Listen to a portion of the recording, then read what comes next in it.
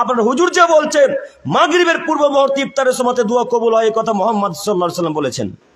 নাউজুবিল্লাহি মিন যালিক। জি না, আশ্চর্য, এ কথা ঠিক নয়। বরং রমজান মাসের পুরা মাসকে মাস ইবাদত দোয়া কবুলের সময়, রমজান মাসের গোটা মাসটা ইবাদত দোয়া কবুলের সময়। শুধু ইফতারের সময় দোয়া কবুল হয় এই হাদিস মিথ্যা, শুধু ইফতারের সময় দোয়া কবুল হয় এই হাদিস মিথ্যা, শুধু ইফতারের সময় দোয়া কবুল হয় এই কথা মিথ্যা। সম্মানিত দিনী ভাই, সম্মানিত মুরব্বী সাহেব, একটু আপনি আমার দিকে লক্ষ্য করুন। রমজান মাসের সুয়ে সাদিক থেকে নিয়ে মাগরিবের পূর্ব পর্যন্ত, আবার ঘুরিয়ে ফজর পর্যন্ত সারা দিন সারা রাত্রি ইবাদত দোয়া কবুলের সময়। আপনি যখন খুশি দোয়া করতে পারেন, রাত্রেই কি, সকালেই কি, দুপুরেই কি, সন্ধ্যায় কি, যখন খুশি আপনি দোয়া করেন সেই সময় আল্লাহ দোয়া কবুল করবেন। আপনার হুজুর যে বলছে ইফতারের সময় দোয়া করলে আল্লাহ তাআলা দোয়া বেশি তাড়াতাড়ি কবুল করে, এ হাদিস মিথ্যা, এ হাদিস চলবে না। এবার আপনি বলুন, আল্লাহ নবী বললেন মান কাযাবা আলাইয়া মুতাম্মিদান ফালিয়াতাবাওয়াহু মাকাদাহু মিনান নার। এ বক্তাগণেরা, একটি কথা যদি আমার ব্যাপারে বলো আর সেই কথা যদি আমার না হয়, তাহলে থাকার জায়গা জাহান্নাম। এবার আপনি কি করবেন বলেন? বলেন, আল্লাহ নবী তো কখনো কোনো জায়গায় বললেন না যে ইফতারের পূর্ব মুহূর্তে দোয়া কবুল হয়। আল্লাহ নবী বলছেন পুরো দিনটাই, পুরো রাত্রিটাই দোয়া কবুলের সময়। কথা বোঝা যাচ্ছে কি? কথা বুঝতে পারছেন না?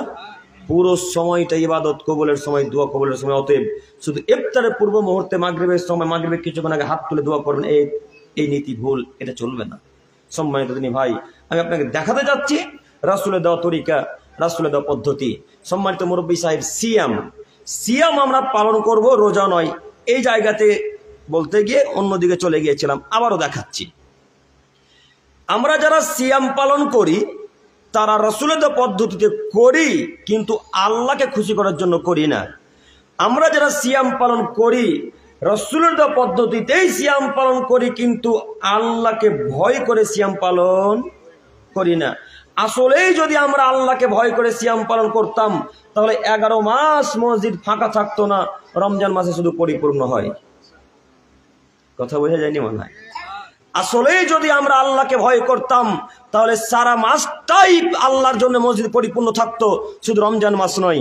রমজান মাস পরিপূর্ণ হয়, ঈদের সালাত যেমন শেষ, এরাও শেষ, এর আর মসজিদ আসবে না। এবার আপনি বলুন, আপনি 1 মাস যাবত যে সিয়াম পালন করলেন, এই সিয়ামে নাকি আল্লাহ তার দরবারে কবুল হবে কি হবে না? হবে না। কেন হবে না? ওই যে সালাত নেই, ওই যে সালাত নেই। সালাত যার বাতিল হয়ে যাবে, তার পৃথিবীতে সব ইবাদত বাতিল হয়ে যাবে, কোনো ইবাদত টিকবে না। সম্মানিত যুবক ভাই, আপনি আমার কথা শ্রবণ করুন, আপনি বিশ্বাস করুন, সালাত আল্লাহ তাআলা কবুল করে যদি করেন, তাহলে অন্যান্য ইবাদত কবুল হবে।